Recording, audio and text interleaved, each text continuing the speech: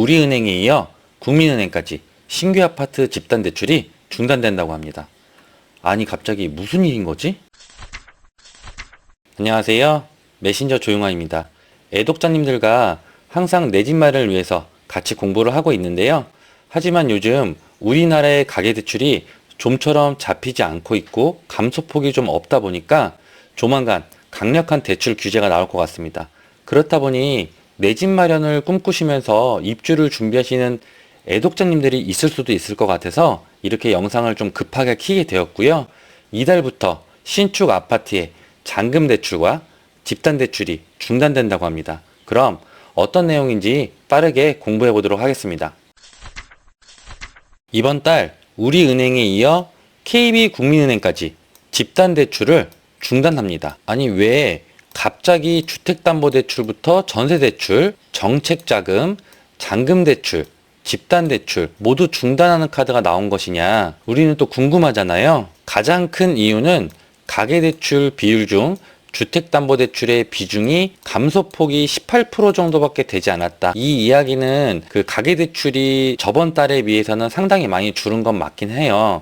근데 그 가계대출 중에 주택담보대출 비율이 안에 있는데 그 주택담보대출의 비율이 크게 줄지 않았다는 게 이제 포인트입니다. 심지어 스트레스 DSR 2단계를 시행을 했는데도 불구하고 9월 달에 이 주담대가 6조가 넘어갔습니다. 결국 가계대출 중에 주택담보대출의 비중이 줄지 않고 9월에 시행한 스트레스 DSR 2단계의 효과로 대출 급등세를 막지 못한 것이 이제 원인이 됐습니다. 다만 우리가 좀 알아야 되는 부분 중에 국가 부채를 제외하고 가계대출 이 75%는 정책자금 대출이라는 거죠, 여러분들. 이 주택담보대출이 정책자금으로 거의 이루어졌다. 심지어 75%가 정책자금이다. 이 정책자금은 여러분들이 알고 계시는 디딤돌이라든가 이제 보금자리론이라든가 그런 것들이 있죠. 대출 급등의 속도를 왜 멈추지 못하는가? 이제 그 배경을 알면은 우리가 공부하는 데 도움이 되겠죠, 여러분들. 2022년도에는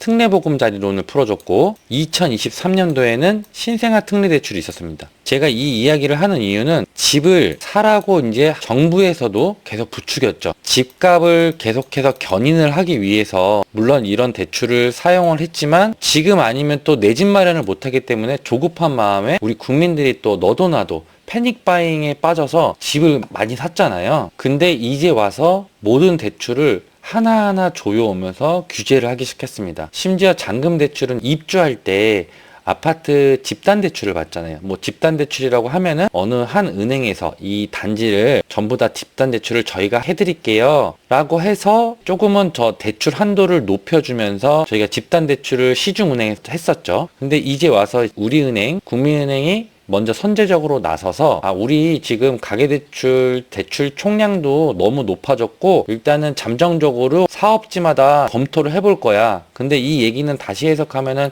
일단 해주지 않겠다는 겁니다. 근데 문제는 하반기에 입주 아파트 물량 세대수가 나와 있는데요. 10월, 11월, 12월 이렇게 가져왔는데 지금 여러분들 보이시나요? 이 세대수가 전부 입주를 해야 되는 아파트입니다. 이 시중은행들이 하나 둘 잔금 대출을 해주지 않게 되면 무슨 일이 일어날까요? 이제 와서 또 나 몰라라 알아서 하세요. 알아서 할 수가 없죠. 대출 없이 100% 내 돈을 내고 들어가서 집을 산 사람은 단 한 명도 없습니다. 결국 고무줄 정책의 이 부작용이 발생이 될 것 같습니다. 우리은행, KB국민은행을 시작으로 모든 시중은행이 빠르게 확산될 가능성이 굉장히 높습니다. 이금융권도 아마 대출이 쉽지 않을 것으로 보입니다. 입주자금 대출 취급 제한이라고 지금 국민은행 홈페이지에서 확인을 할 수 있고요.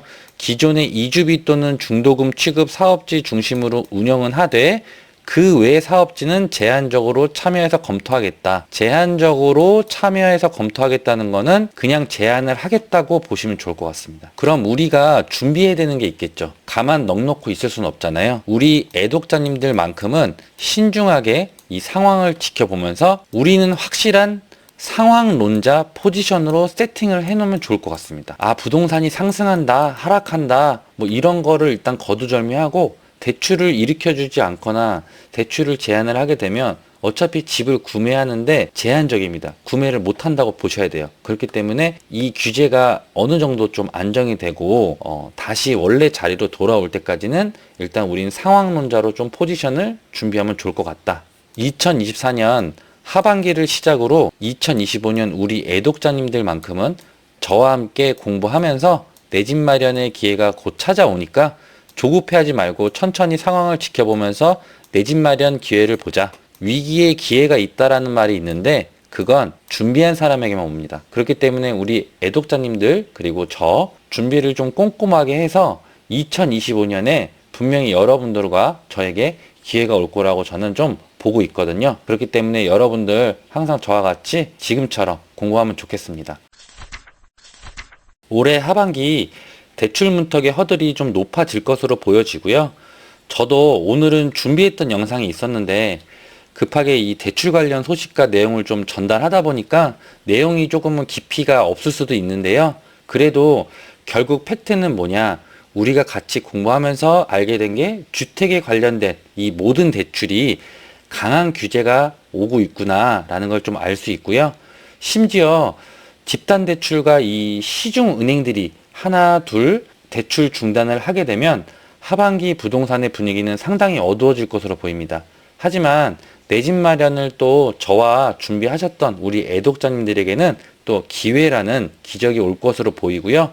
앞으로 혼란스러운 시장 속에 여러분들 흔들리거나 조급해 마시고 제가 항상 건강하고 신속한 내용으로 우리 애독자님들과 함께 하도록 하겠습니다. 지금까지 영상 시청해 주셔서 고맙습니다. 오늘도 행복한 하루 보내세요. 그럼 우리 또 만나요.